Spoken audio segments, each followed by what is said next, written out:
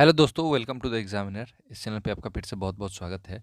UP police constable exam जो 17/2/2024 को हुआ था शिफ्ट 2 में, उसके क्वेश्चंस मैं लेकर के आया हूँ आपके लिए। तो इस वीडियो में हम जीके के और हिंदी के क्वेश्चंस देखेंगे और आप मिलाते जाइए कि आपके कितने क्वेश्चन सही हुए हैं। वीडियो के अंत में आप ज़रूर बताइएगा कि कितने क्वेश्चंस आपके सही हुए हैं हिंदी में और जनरल नॉलेज में। ठीक है, तो बढ़ते हैं हम अपने वीडियो की तरफ। हमारा पहला क्वेश्चन है कि निम्नलिखित में से किसमें लैक्टिक एसिड होता है। मेरा ऑप्शन ए दही, बी इमली, सी पालक, डी सिरका। हमारा सही उत्तर कौन सा हो जाएगा? सही उत्तर हो जाएगा जो कि विकल्प ए हो जाएगा, दही। ठीक है, बिल्कुल सही उत्तर होगा दही। बढ़ते हैं हमारे दूसरे क्वेश्चन की तरफ। हमारा दूसरा क्वेश्चन है कि गोदान निम्नलिखित में से किस प्रसिद्ध लेखक द्वारा लिखी गया उपन्यास है। हमारे ऑप्शन से option A Jaishankar Prasad, B Munshi Premchandra, C Makhanlal Chaturvedi, D Suryakant Tripathi. हमारा सही उत्तर कौन सा हो जाएगा? हमारा सही उत्तर हो जाएगा जो कि विकल्प बी हो जाएगा, मुंशी प्रेमचंद्र। बढ़ते हैं मैं तीसरे क्वेश्चन की तरफ। हमारा तीसरा क्वेश्चन है निम्नलिखित में से कौन सा भारत का सर्वोच्च नागरिक पुरस्कार है। हमारे ऑप्शन से option A Bharat Ratna, B Padma Shri, C Padma Vibhushan, D Padma Bhushan. हमारा सही उत्तर हो जाएगा चूंकि विकल्प ए हो जाएगा, भारत रत्न।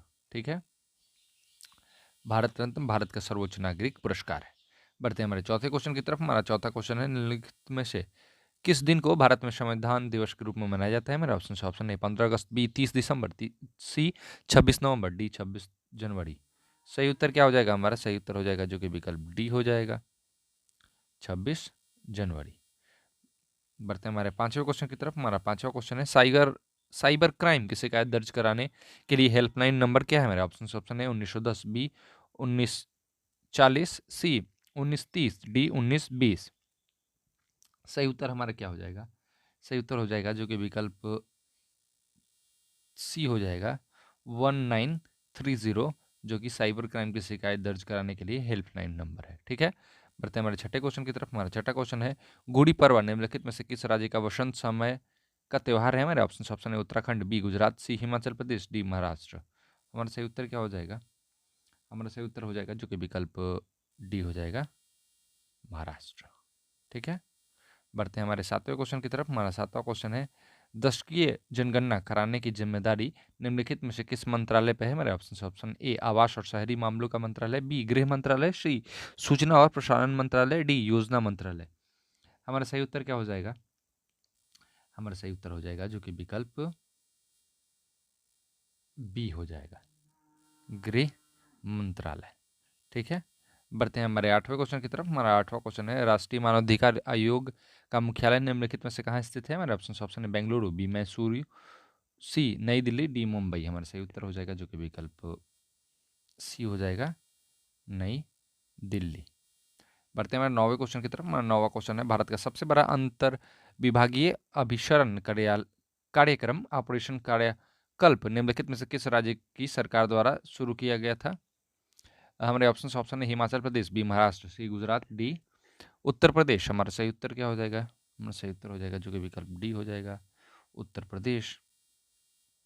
बढ़ते हैं हमारे 10वें क्वेश्चन की तरफ। हमारा 10वां क्वेश्चन है कि उत्तर प्रदेश की टैगलाइन क्या है। हमारे ऑप्शन है सत्यमेव जयते, बी सेवा सुरक्षा शांति, सी सेवा वीरता बंधुता, डी आपकी सुरक्षा आपकी संकल्प। हमारा सही उत्तर क्या हो जाएगा? हमारा टैगलाइन क्या है? विकल्प डी हो जाएगा सही उत्तर, सुरक्षा आपकी संकल्प हमारा उत्तर प्रदेश पुलिस की टैगलाइन है। ठीक है, बढ़ते हमारे 11वें क्वेश्चन की तरफ। हमारा 11वां क्वेश्चन है कि आर्यभट्ट प्रेक्षण विज्ञान अनुसंधान संस्थान उत्तराखंड राज्य के निम्नलिखित में से किस जिले में स्थित है। मेरे ऑप्शन है अल्मोड़ा, बी चमोली, सी नैनीताल, डी चंपावत। हमारा सही उत्तर हो जाएगा जो कि विकल्प सी हो जाएगा, नैनीताल में स्थित है। जिन्होंने विकल्प सी लगाया होगा उनका उत्तर एकदम सही है। बढ़ते हमारे 12वें क्वेश्चन की तरफ। हमारा 12वां क्वेश्चन है कि G20 का पूर्ण रूप क्या है। मेरा ऑप्शन है group of 20, B glory glory of 20, C grand 20, D gathering of 20। सही उत्तर हो जाएगा हमारा जो कि विकल्प ए हो जाएगा, ग्रुप ऑफ 20। बिल्कुल सही उत्तर हो जाएगा। बढ़ते हमारे 13वें क्वेश्चन की तरफ। हमारा 13वां क्वेश्चन है कि संयुक्त राज्य अमेरिका में स्थित ग्रैंड कैनियन निम्नलिखित में से किस नदी द्वारा निर्मित किया गया था। हमारे ऑप्शन है हडसन, बी यूकोन, सी कोलंबिया, डी कोलोराडो। हमारा सही उत्तर हो जाएगा जो कि विकल्प कौन सा सही होगा? विकल्प डी सही होगा, कोलोराडो एकदम सही उत्तर हो जाएगा विकल्प डी। बढ़ते हैं हमारे 14वें क्वेश्चन की तरफ। हमारा 14वां क्वेश्चन है कि भारत में राष्ट्रव्यापी जीएसटी का विचार सबसे पहले निम्नलिखित में से किसके द्वारा प्रभावित किया गया था? हमारे ऑप्शन है केलकर टास्क फोर्स, बी रेखी समिति, सी बेसल समिति, डी सी रंगराजन समिति। हमारा सही उत्तर हो जाएगा जो कि विकल्प ए हो जाएगा, केलकर टास्क फोर्स बिल्कुल सही उत्तर होगा। बढ़ते हैं हमारे 15वें क्वेश्चन की तरफ। हमारा 15वां क्वेश्चन है कि भारत के निम्नलिखित में से कौन सा पड़ोसी देश भारत के साथ भूमि साझा नहीं करता है? हमारे ऑप्शन है म्यांमार, बी मालदीव, सी भूटान, डी नेपाल। तो कौन सा देश भारत के साथ सीमा साझा नहीं करता है? तो विकल्प बी हो जाएगा सही उत्तर हमारा, मालदीव, जो कि भारत के साथ सीमा साझा नहीं करता है। बढ़ते हैं हमारे 16वें क्वेश्चन की तरफ। हमारा 16वां क्वेश्चन है कि टोक्यो एशिया के निम्नलिखित में से किस देश की राजधानी है? तो टोक्यो किस देश की राजधानी है आपको बताना है। तो टोक्यो जो है वो जापान की राजधानी है। विकल्प सी एकदम उत्तर सही हो जाएगा। बढ़ते हैं हमारे 17वें क्वेश्चन की तरफ। 17वां क्वेश्चन है कि थंगका निम्नलिखित में से किस राज्य की सबसे लोकप्रिय कला शैली है? हमारे ऑप्शन है बिहार, बी ओडिशा, सी सिक्किम, डी पश्चिम बंगाल। सही उत्तर हो जाएगा जो कि हमारा विकल्प कौन सा सही होगा? विकल्प सी हो जाएगा, सिक्किम। थंगका सिक्किम राज्य की सबसे लोकप्रिय कला शैली है। बढ़ते हैं हमारे 18वें क्वेश्चन की तरफ। हमारा 18वां क्वेश्चन है कि नर्मदा निम्नलिखित में से किसमें मिलती है? हमारे ऑप्शन है अरब सागर, बी बंगाल की खाड़ी, सी हिंद महासागर, डी प्रशांत महासागर। सही उत्तर हो जाएगा जो कि विकल्प हमारा ए हो जाएगा, अरब महासागर। जिन्होंने लगाया होगा विकल्प ए, उनका उत्तर एकदम सही है। बढ़ते हैं हमारे 19वें क्वेश्चन की तरफ। हमारा 19वां क्वेश्चन है कि उन गीतों के नाम बताइए जो राधा और कृष्ण के दिव्य प्रेम का गुणगान करते हैं और विशेष रूप से ब्रज में लोकप्रिय है। हमारे ऑप्शन है ख्याल, बी रशिया, सी कजरी, डी चरकुला। सही उत्तर क्या हो जाएगा हमारा? सही उत्तर हो जाएगा जो कि विकल्प बी हो जाएगा, रशिया। ठीक है। बढ़ते हैं हमारे 20वें क्वेश्चन की तरफ। हाँ, 20वां क्वेश्चन है कि वस्त्र मंत्रालय ने निम्नलिखित में से किसका उत्पादन करने वाले किसानों की सुविधा के लिए पाट मित्रों एप्लीकेशन लॉन्च की है? हमारे ऑप्शन है जूट, बी ऊन, सी रेशम, डी कपास। सही उत्तर थोड़ा सा ट्रिक लगाते तो आपका सही उत्तर हो जाएगा जाता विकल्प ए, एकदम सही उत्तर, जूट पटसन। ठीक है। बढ़ते हैं हमारे 21वें क्वेश्चन की तरफ। हमारा 21वां क्वेश्चन है प्रभावती गुप्त साम्राज्य के निम्नलिखित में से किस शासक की बेटी थी? हमारे ऑप्शन है कुमार गुप्त, बी शंकरगुप्त, सी चंद्रगुप्त द्वितीय, डी समुद्रगुप्त। सही उत्तर हो जाएगा जो कि विकल्प सी हो जाएगा, चंद्रगुप्त द्वितीय। ठीक है।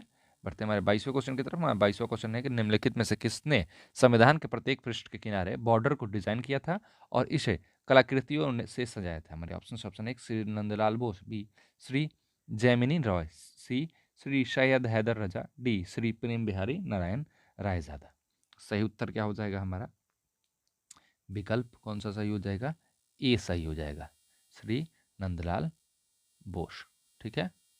बढ़ते हैं हमारे 23वें क्वेश्चन की तरफ। हाँ, 23वां क्वेश्चन है कि हाल ही में विश्व के निम्नलिखित में से किस देश में तमिल कवि और दार्शनिक थिरुवल्लुवर की प्रतिमा का अनावरण किया गया है? हमारे ऑप्शन है फ्रांस, बी स्विट्जरलैंड, सी हंगरी, डी ब्राजील। सही उत्तर हो जाएगा जो कि विकल्प ए हो जाएगा, फ्रांस। बिल्कुल सही उत्तर होगा। बढ़ते हैं हमारे 24वें क्वेश्चन की तरफ। हमारा 24वां क्वेश्चन है कि 2016 में विमुद्रीकरण के समय निम्नलिखित में से कौन भारत के प्रधानमंत्री थे?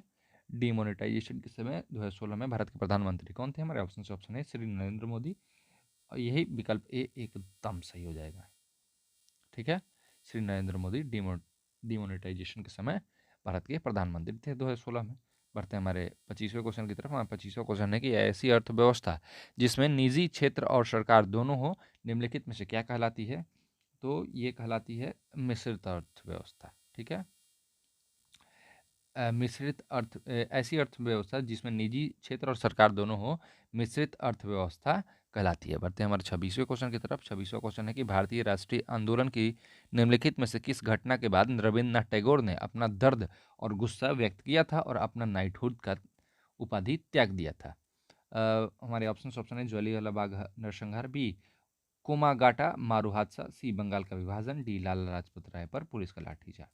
सही उत्तर इनमें से क्या हो जाएगा? सही उत्तर हो जाएगा जो कि विकल्प ये हमारा एकदम सही उत्तर हो जाएगा, ज्वालियावाला बाग नरसंहार के बाद उन्होंने नाइटहुड की उपाधि लौटा दी थी। ठीक है। बढ़ते हैं हमारे 27वें क्वेश्चन की तरफ। 27वां क्वेश्चन है कि नीली क्रांति निम्नलिखित में से किससे संबंधित है? हमारे ऑप्शन है, ऑप्शन ए कपास उत्पादन, बी जल प्रदूषण, सी मत्स्य मत्स्य पालन उत्पादन, डी डेयरी उत्पादन। सही उत्तर हो जाएगा जो कि हमारा विकल्प सी हो जाएगा, मत्स्य पालन उत्पादन। बढ़ते हैं हमारे 28वें क्वेश्चन की तरफ। 28वां क्वेश्चन है कि निम्नलिखित में से कौन टाटा स्टील लिमिटेड के संस्थापक थे? तो टाटा स्टील लिमिटेड के संस्थापक कौन थे?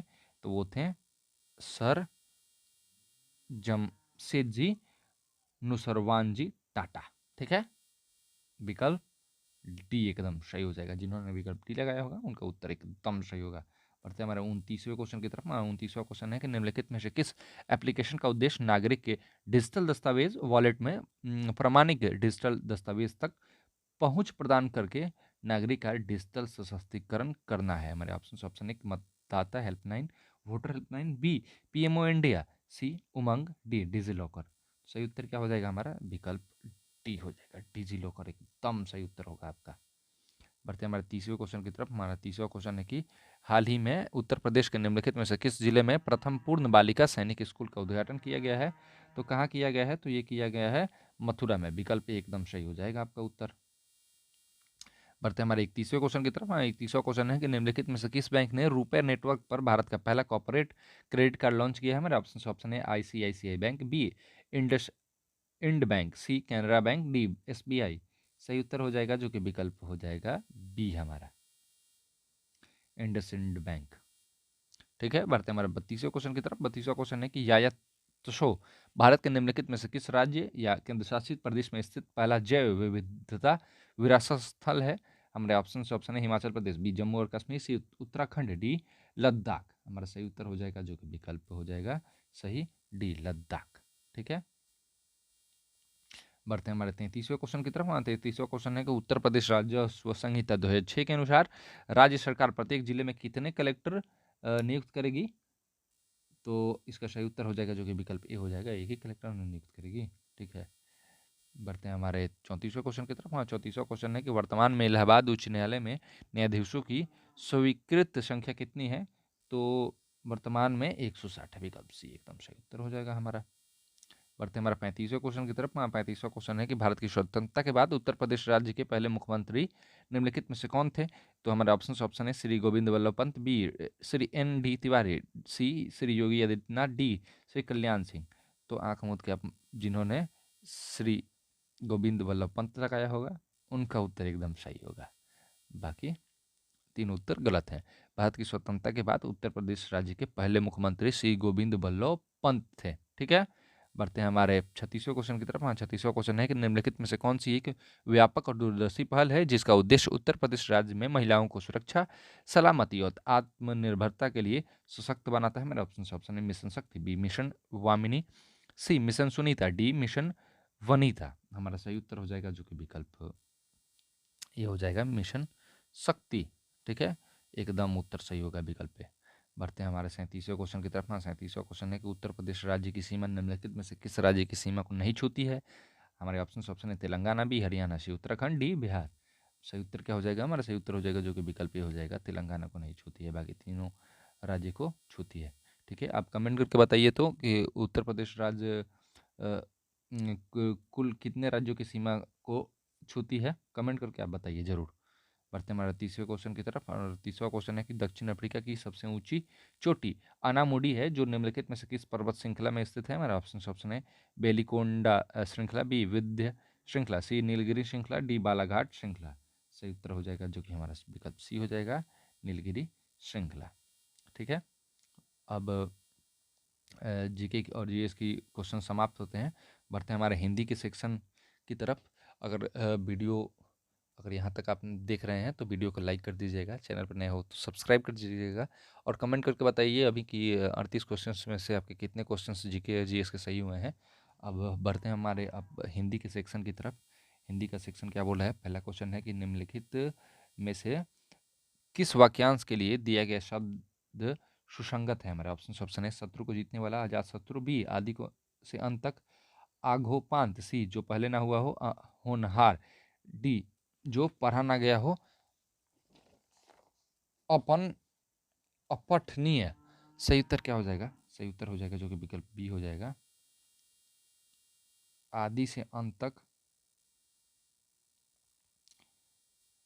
आदि से अंत तक आघो पांत। ठीक है, चलिए बढ़ते हैं हमारे दूसरे क्वेश्चन की तरफ। दूसरा क्वेश्चन है कि श्रुति सम भिन्नार्थक शब्द युग्म निर्वाद और निर्विवाद का उचित अर्थ है। तो उचित अर्थ क्या होगा? विकल्प कौन सा सही होगा? निंदा और विवाद रहित। विकल्प बी एकदम सही हो जाएगा हमारा। जिन्होंने विकल्प बी लगाया होगा उनका उत्तर एकदम सही है। बढ़ते हैं हमारे तीसरे क्वेश्चन की तरफ। तीसरा क्वेश्चन है निम्नलिखित में से अशुद्ध वाक्य का चयन कीजिए। तो चारों विकल्प में से आप अशुद्ध वाक्य का चयन कीजिए। तो अशुद्ध वाक्य कौन सा है? विकल्प डी हो जाएगा अशुद्ध वाक्य, तुम मेरे तरफ क्यों चले आ रहे हो। ठीक है, बढ़ते हैं हमारे चौथे क्वेश्चन की तरफ। चौथा क्वेश्चन है कि निम्न में से लिंग की दृष्टि से कौन सा विकल्प गलत है। तो सही उत्तर क्या हो जाएगा? तनुज तनुजा, बी चूहा चूहिया, सी सांप सांपिन, डी बनिया बनियान। एकदम गलत हो जाएगा ये विकल्प डी, बनिया बनियान। चलिए बढ़ते हमारे पांचवें क्वेश्चन की तरफ। पांचवा क्वेश्चन है कि वधु शब्द का बहुवचन क्या होगा? हमारे ऑप्शन है वधुएं, बी वधुएं, सी वधुये, डी वधुये। सही उत्तर क्या हो जाएगा हमारा? सही उत्तर हो जाएगा जो कि विकल्प बी हो जाएगा, वधु। ठीक है, बढ़ते हैं हमारे छठे क्वेश्चन की तरफ। छठा क्वेश्चन है कि माँ ने बच्चों को मिठाई खिलाई। मिठाई या दी रेखांकित शब्द में कौन सा कारक है? ठीक है, आपको बताना है कि रेखांकित शब्द में कौन सा कारक है। हमारे ऑप्शन है आपादान कारक, बी संप्रदान कारक, सी करण कारक, डी संबंध कारक। सही उत्तर हो जाएगा जो कि विकल्प बी हो जाएगा, संप्रदान कारक। ठीक है, विकल्प बी हमारे एकदम सही हो जाएगा, संप्रदान कारक। बढ़ते हैं हमारे सातवें क्वेश्चन की तरफ। सातवां क्वेश्चन है कि निम्नलिखित में से कौन सा शब्द तद्भव है? मेरा ऑप्शन है मृतिका, बी उल्लू, सी ओस्ट, डी वानर। हमारा सही उत्तर हो जाएगा जो कि विकल्प बी हो जाएगा, उल्लू।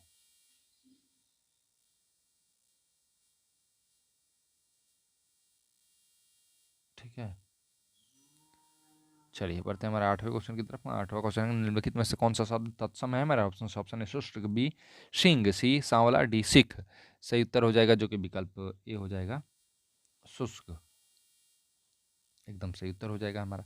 बढ़ते हैं हमारे नौवें क्वेश्चन की तरफ। नौवां क्वेश्चन बोल रहा है कि निम्नलिखित में से चांदनी शब्द का प्रवाची किस विकल्प में है?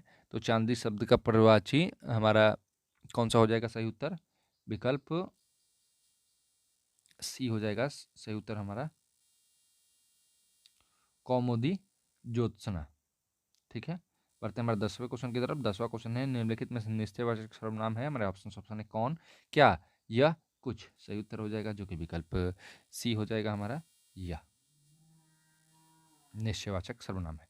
बढ़ते हैं हमारे 11वें क्वेश्चन की तरफ। 11वां क्वेश्चन है कि कविश्वर का संधि विच्छेद क्या है? हमारे ऑप्शन है कवि प्लस ईश्वर, ऑप्शन बी कवि जोर स्वर, सी कवि जोर अश्वर, डी कवि जोर ईश्वर। सही उत्तर क्या हो जाएगा हमारा? सही उत्तर हो जाएगा जो कि विकल्प डी हो जाएगा। जिन्होंने विकल्प डी पे चिन्ह लगाया है उनका उत्तर बिल्कुल सही है। बढ़ते हैं हमारे 12वें क्वेश्चन की तरफ। 12वां क्वेश्चन है कि क्या कोई तारे गिन सकता है? वाक्य में किस चिन्ह का प्रयोग हुआ है? तो इस वाक्य में प्रश्नवाचक चिन्ह का, प्रश्न सूचक चिन्ह का प्रयोग हुआ है। ठीक है, बिल्कुल सही होगा विकल्प बी। बढ़ते हैं हमारे 13वें क्वेश्चन की तरफ। 13वां क्वेश्चन है कि ईमानदार शब्द में कौन सा विशेषण है? तो आपको बताना है कि ईमानदार शब्द में गुणवाचक विशेषण है। ठीक है, विकल्प सी एकदम उत्तर सही है। बढ़ते हैं हमारे 14वें क्वेश्चन की तरफ। 14वां क्वेश्चन है कि निम्न में से सकर्मक क्रिया का उदाहरण कौन सा है? हमारे ऑप्शन है राम मंदिर अयोध्या में बना है, बी हाथी सो रहा है, सी वह छत पर है, डी रमेश ने खिलौना खरीदे। सही उत्तर हमारा होगा विकल्प डी, इन चारों में से रमेश ने खिलौने खरीदे। चलिए बढ़ते हैं 15वें क्वेश्चन की तरफ। 15वां क्वेश्चन है कि भौतिक शब्द में कौन सा प्रत्यय है? तो भौतिक शब्द में विकल्प डी हो जाएगा, ई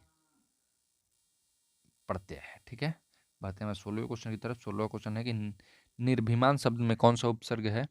आपको बताना है। तो निर्भिमान शब्द में विकल्प जिन्होंने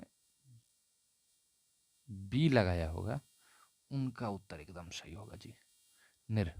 बढ़ते हैं 17वें क्वेश्चन की तरफ। 17वां क्वेश्चन है कि निम्नलिखित में से किस विकल्प में सही समास विग्रह नहीं हुआ है? तो कौन सा सही हो जाएगा हमारा? विकल्प बी सही हो जाएगा। नवनिधि, 9 प्रकार की निधियाँ।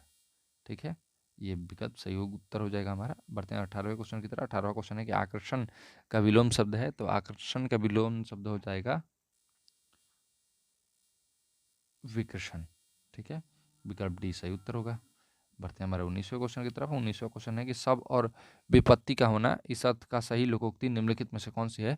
तो सही लोकोक्ति हो जाएगा आगे कुआं पीछे खाई। ठीक है, सब और विपत्ति का होना, इसका मतलब होता है आगे कुआं पीछे खाई का मतलब होता है सब और विपत्ति होना। ठीक है, चलिए बढ़ते हैं हमारे 20वें क्वेश्चन की तरफ। 20वां क्वेश्चन है कि शांत रस का स्थायी भाव है। हमारे ऑप्शन से ऑप्शन ए जुगुप्सा, बी निर्वेद, सी शोक, डी क्रोध। सही उत्तर हो जाएगा जो कि विकल्प बी हो जाएगा निर्वेद। बढ़ते हैं हमारे 21वें क्वेश्चन की तरफ। 21वां क्वेश्चन है कि शिल्पगत आधार पर दोहे से उल्टा छंद है। हमारे ऑप्शन है रोला, बी बैरवे, सी सोरठा, डी चौपाई। सही उत्तर क्या हो जाएगा हमारा? सही उत्तर हो जाएगा जो कि विकल्प कौन सा सही होगा बताइए तो आप। विकल्प सी सही होगा, सोरठा। चलिए बढ़ते हैं हमारे 22वें क्वेश्चन की तरफ। 22वां क्वेश्चन है कि रहीमन पानी राखिए, बिन पानी सब सुन, पानी गई न उबरे, मोती मानुष चुन। इन पंक्तियों में कौन सा अलंकार है? तो इन पंक्तियों में श्लेष अलंकार है। चलिए ये उत्तर एकदम सही हो जाएगा, ऑप्शन विकल्प है। बढ़ते हैं 23वें क्वेश्चन की तरफ। 23वां क्वेश्चन है कि निम्नलिखित में से कौन सा शब्द अनेकार्थिक शब्द भेद से संबंधित नहीं है? तो कौन सा विकल्प सही होगा? विकल्प बी सही होगा उत्तर, मूल्य। चलिए 24वें क्वेश्चन की तरफ बढ़ते हैं। 24वां क्वेश्चन क्या बोल रहा है कि गाय मीठा दूध देती है, यह वाक्य किस काल का है? तो ये वाक्य जो है वो सामान्य भूतकाल का है। विकल्प डी जिन्होंने लगाया होगा उनका उत्तर एकदम सही है। बढ़ते हैं 25वें क्वेश्चन की तरफ। 25वां क्वेश्चन है कि उमा से पढ़ा नहीं जाता, वाक्य में कौन सा वाच्य है? तो इस वाक्य में भाववाच्य है। विकल्प सी सही उत्तर हो जाएगा हमारा। चलिए बढ़ते हैं 26वें क्वेश्चन की तरफ। 26वां क्वेश्चन बोल रहा है कि कान पर जू न रेंगना, मुहावरे का अर्थ निम्नलिखित में से कौन सा है? तो कुछ असर नहीं होना, कान पर जू न रेंगना, इसका मतलब होता है कि कुछ असर ना होना। ठीक है, बढ़ते हैं हमारे 27वें क्वेश्चन की तरफ। 27वां क्वेश्चन निम्नलिखित गद्यांश को पढ़कर पूछे गए प्रश्न का उत्तर देना है।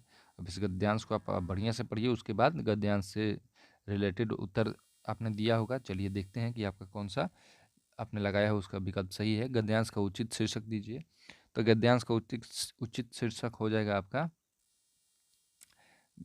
महात्मा गांधी के श्रम संबंधी विचार। जिन्होंने विकल्प सी पर टिक किया होगा उनका उत्तर सही है। बढ़ते हैं हमारे 28वें क्वेश्चन की तरफ। हमारा 28वां क्वेश्चन है कि समस्त का प्रवाची शब्द क्या है? तो समस्त का प्रवाची शब्द हो जाएगा विकल्प ए संपूर्ण। ठीक है, बढ़ते हैं हमारे 29वें क्वेश्चन की तरफ। 29वां क्वेश्चन है कि महात्मा गांधी का समस्त जीवन दर्शन श्रम सापेक्ष था, आशय स्पष्ट कीजिए। सही उत्तर क्या हो जाएगा हमारा? सही उत्तर हो जाएगा जो कि विकल्प बी हो जाएगा। महात्मा गांधी विचार की अपेक्षा श्रम को महत्व देते थे। चलिए बढ़ते हैं हमारे 30वें क्वेश्चन की तरफ। हमारा 30वां क्वेश्चन बोल रहा है कि गांधी जी पापी किसे मानते थे?